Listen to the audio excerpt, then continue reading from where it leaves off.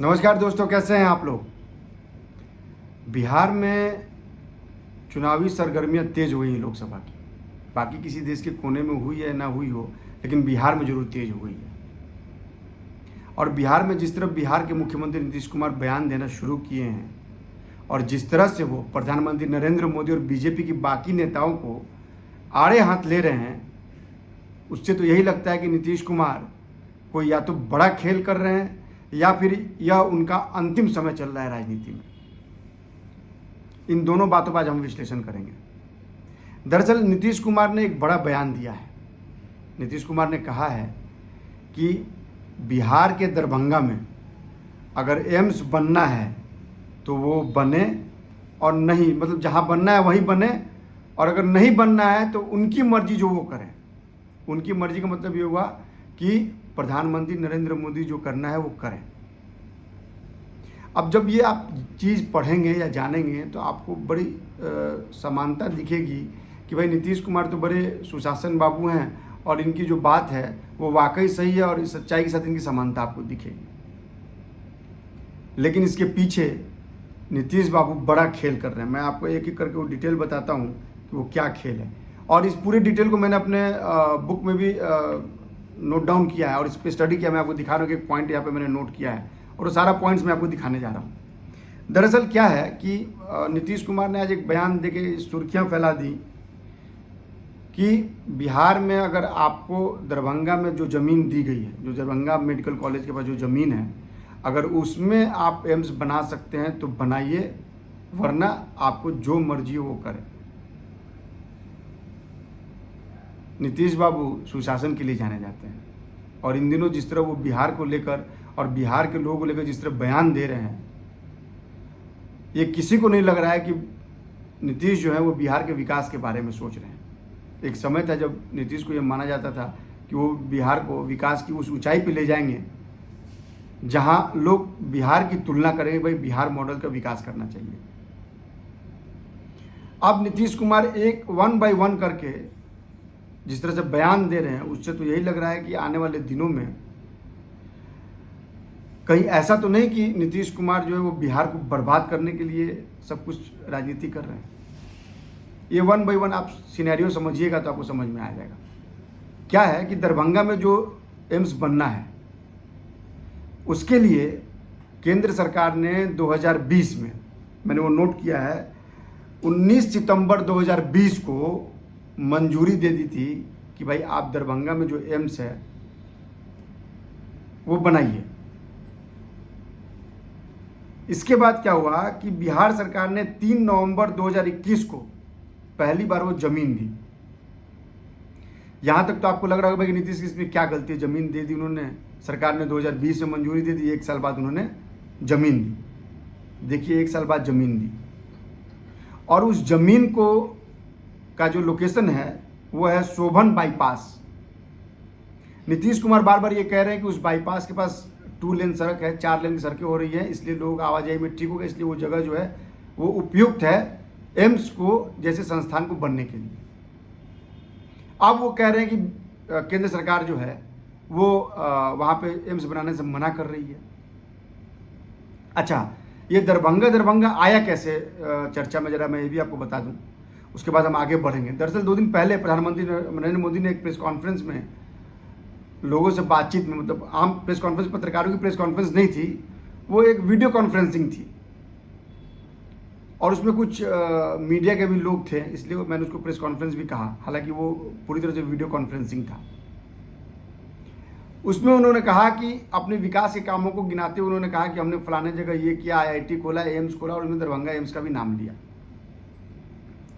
अब देखिए, जैसे उन्होंने नाम लिया, जो JDU के ट्रोलर हैं और जो RJD के ट्रोलर और जो कांग्रेस के ट्रोलर हैं, उन्होंने तुरंत इस बयान को लपक लिया और कहा कि भाई दरभंगा में एम्स कहाँ खुला है। JDU के एक मंत्री ने, संजय कुमार झा ने, यहाँ तक कहा कि प्रधानमंत्री आपको शायद जानकारी नहीं दी गई है कि दरभंगा में एम्स नहीं खुला है। ठीक है, आपकी बात मान गए, दरभंगा में एम्स नहीं खुला है, लेकिन प्रधानमंत्री की तरफ से 19 सितंबर 2020 को आपको मंजूरी दी गई थी।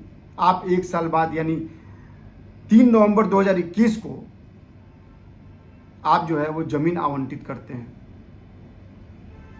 प्रधानमंत्री को तो पता ना भाई, हमने ज़मीन दे दिया, हमने अलॉटमेंट, हमने मंजूरी दे दी, काम चल रहा होगा वहाँ।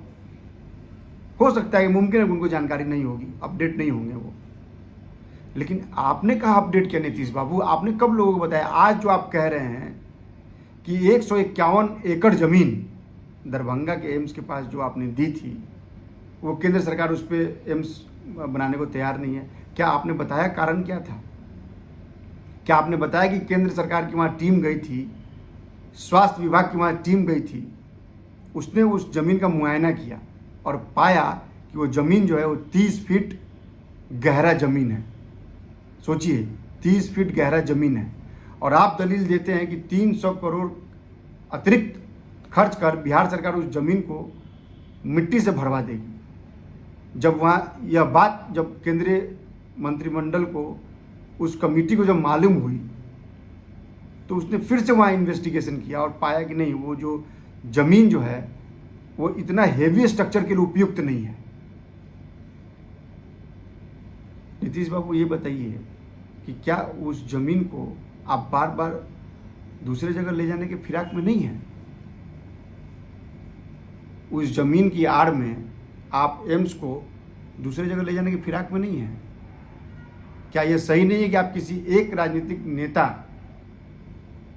को फायदा पहुंचाने के लिए दरभंगा में एम्स खुलवाना ही नहीं चाहते हैं? मैं उस राजनेता का नाम नहीं ले रहा हूं जिसकी वजह से आप ये कर रहे हैं। उनका संबंध आपके गठबंधन से है, आपके सहयोगी दल आरजेडी से।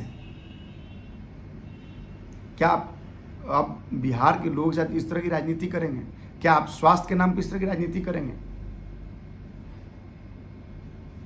दरभंगा अस्पताल का जरा इतिहास आपको मैं बता दूं कि Darbhanga DMCH, Darbhanga medical college and hospital 1946 में बनकर तैयार हुआ था, और उसके बाद से लगातार हॉस्पिटल जो है वो चल रहा है। इस हॉस्पिटल की गुणवत्ता भी बहुत अच्छी है, मैक्सिमम लोग वहाँ इलाज कराने जाते हैं। और लालू यादव के बेटे ने यह ट्वीट करके बताया कि बिहार सरकार जो है वो 2500 बेड का सुपर स्पेशलिस्ट हॉस्पिटल जो है वो दरभंगा कैंपस में बना रही है, जिसपे 3115 करोड़ रुपया लागत आएगा। तेजस्वी यादव, मैं आपसे पूछना चाहता हूं कि आपके फादर और आपकी माँ, आपके पिता लालू यादव और माँ राबड़ी देवी बिहार के मुख्यमंत्री थे। 1946 से दरभंगा अस्पताल बना हुआ, इसकी स्थिति लचर हो गई। एक ज़माने में इस अस्पताल का नाम था। आपके माँ बाप, आपके माता पिता ने क्यों नहीं दरभंगा को एम्स में बदलने की कभी सोची? क्यों 2014 के बाद मोदी सरकार ने लगातार देश में एम्स खोलने की एक नई पहल की, और आप उसमें भी राजनीति कर रहे हैं? आपने ये बताया जनता को? आप ट्वीट करके केंद्रीय स्वास्थ्य मंत्री से जवाब मांगते हैं। क्या आपने ये बताया कि जो जमीन है वो पर्याप्त नहीं है, उपयुक्त नहीं है इतने हेवी स्ट्रक्चर के लिए? और क्या आपने ये बताया कि आपके पार्टी के एक नेता जो आपके बहुत करीबी हैं, उनके ज़मीन को लेकर उनको मुनाफा पहुंचाने के लालच में आप वहाँ एम्स को दूसरे डिस्ट्रिक्ट में शिफ्ट करना चाहते हैं? और देखिए जरा एम्स, आप दरभंगा का स्ट्रक्चर समझिए। दरभंगा बाईपास, जिस शोभन बाईपास की बात हो रही है, वो एक 2 लेन रोड है, वहाँ 4 लेन रोड होने जा रहा है, और नीतीश कुमार इसी का फ़ायदा उठा कह रहे हैं कि लोग आवाजाही में आसानी होगी और लोग वहाँ इलाज के लिए पहुँचेंगे, आसानी से पहुँचेंगे। नीतीश बाबू, 2015 से आप बिहार में शासन कर रहे हैं, ये तीसरा टर्म आपका मुख्यमंत्री बनने का है। क्या आपने कभी सोचा दरभंगा को एम्स में बदलने के लिए? आप बार बार अटल बिहारी वाजपेयी का नाम ले रहे हैं। आपने आज भी अटल बिहारी वाजपेयी का नाम लिया और कहा कि अटल बिहारी वाजपेयी के कार्यकाल में पटना में एम्स की शुरुआत हुई। ये कब की बात है? 2002-2003 की बात है। उसके बाद आपने क्या किया? आप अभी दावा कर रहे हैं कि आपके बिहार में 6 से बढ़कर 11 मेडिकल कॉलेज हो गए। ठीक है, आपने स्वास्थ्य के ऊपर काम किया है, मैं आपकी बात मान गया, लेकिन ये कौन सी ऐसी मजबूरी है जिसकी वजह से आप इस तरह के बयानबाजी कर रहे हैं? आपने स्वास्थ्य, शिक्षा और सड़क की प्राथमिकता रखी थी अपने सुशासन में, लेकिन जब से आप महागठबंधन में सरकार के साथ गए हैं, आरजेडी के साथ गए हैं, कांग्रेस के साथ गए हैं, वामपंथियों के साथ गए हैं, वाम दलों के साथ गए हैं, आप हर बात में निगेटिव कर रहे हैं। आपको जनता की परवाह नहीं है, आप लगातार पलट रहे हैं, आप लगातार बयान दे रहे हैं। आपको यह पता है कि 2024 में या तो आप बिहार के बाहर होंगे या बिहार के अंदर ही रहेंगे, क्योंकि आपके पास विकल्प दो ही बचा है। आपके नेता भी लगातार जो है वो बीजेपी के से टच में है, एनडीए का और सहयोगी दलों से टच में है। तो कहीं ऐसा तो नहीं कि आप जानबूझ के जब बिहार की जनता के बीच भ्रम फैला रहे हैं, क्या आप कहीं हारे हुए खिलाड़ी तो नहीं हो गए? क्या आप ये तो नहीं मानने लगे हैं कि आपका सुपड़ा जो है वो बिहार से साफ होने वाला है? क्योंकि जेडीयू की सीटों की संख्या वैसे ही कम होती जा रही है, और बीजेपी जिस तरह से आप पे हमलावर है और जिस तरह से आपके बयानों का विश्लेषण किया जा रहा है, वैसे वो दिन दूर नहीं होगा जब या तो आप बिहार के भी नहीं रहेंगे और केंद्र के भी नहीं रहेंगे। केंद्र में तो आप वैसे भी नहीं रहने वाले, चूँकि राहुल गांधी को सुप्रीम कोर्ट ने उनकी सजा पर रोक लगा दी, इसलिए वो चुनाव लड़ेंगे। और आप ही के पार्टी के सहयोगी, मतलब आपके जो दोस्त हैं इस समय आपके महागठबंधन के साथ हैं, भले वो चुनाव नहीं लड़ सकते हैं, लेकिन लालू यादव ने साफ साफ पटना में कह दिया कि राहुल जी आप दूल्हा बनिए, हम विपक्षी बाराती बनने को तैयार हैं। तो आपका आधा सपना तो वहीं टूट गया।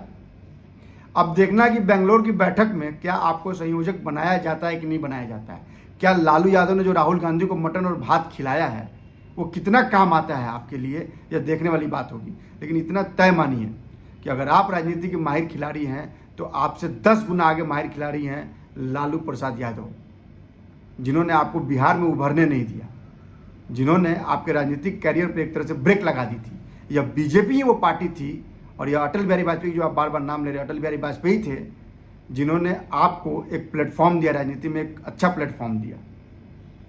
इसलिए आप उस अपने सुशासन का जो आपका इमेज है उसको बनाए रखिए और यकीन मानिए विकास कीजिए। आप विकास के लिए जाने जाते हैं, वरना वो दिन दूर नहीं जब आप बिहार और केंद्र दोनों से कहीं आउट मत हो जाए।